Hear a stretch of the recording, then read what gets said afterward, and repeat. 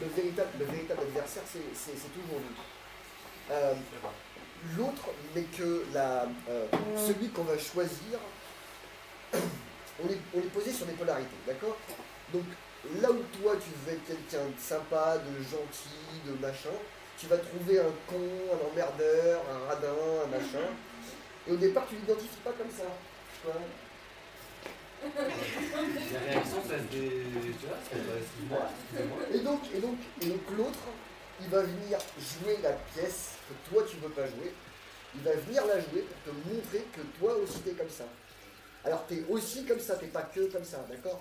On n'est pas gentil, on est lâche, par exemple, tu vois? La gentillesse, elle est posée sur la lâcheté. Quand tu comprends que t'es gentil parce que t'es lâche, tu comprends que tu peux être gentil avec des gens avec qui t'as envie d'être gentil parce qu'ils sont sympas avec toi sur le moment, d'accord? Mais que si d'un coup, demain, ils deviennent cons, bah, tu vas être aussi con. Et t'auras pas le choix. Je veux dire, il va t'obliger à jouer la pièce. On va s'obliger l'un et l'autre, les uns et les autres, à jouer la pièce. Notre problématique, c'est notre identification à ce qu'on croit être. Et c'est pour ça que quand on rencontre des gens, dans cette identification à ce qu'on croit être, l'autre va venir toujours nous déjouer dans le mensonge et va nous dire non, c'est pas vrai. Et plus on va s'accrocher, plus on va souffrir.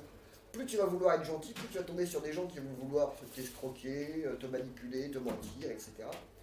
Jusqu'à ce qu'à un moment donné, tu sois obligé de te renier dans ta gentillesse, dans ta nonchalance, dans ton truc, et que d'un coup tu sois obligé de sortir les armes et dire ah non, ça suffit.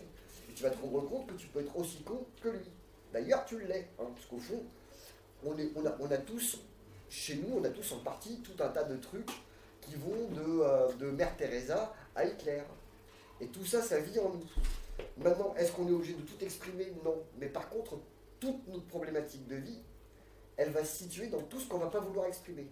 C'est-à-dire que tout ce que je vais mettre en rejet chez moi, tout ce que je veux absolument pas être, comme mes parents, tout ce que je veux pas être, et ben ce truc-là, il va se manifester constamment dans notre vie pour qu'à un moment donné, on soit obligé de le reconnaître. Dès qu'on le met en lumière, bah d'un coup, on fait tourner le cycle du yin et du yang, du noir et du blanc, du bon et du mauvais, du grand et du petit, du sympa et du con, de l'intelligent et du débile.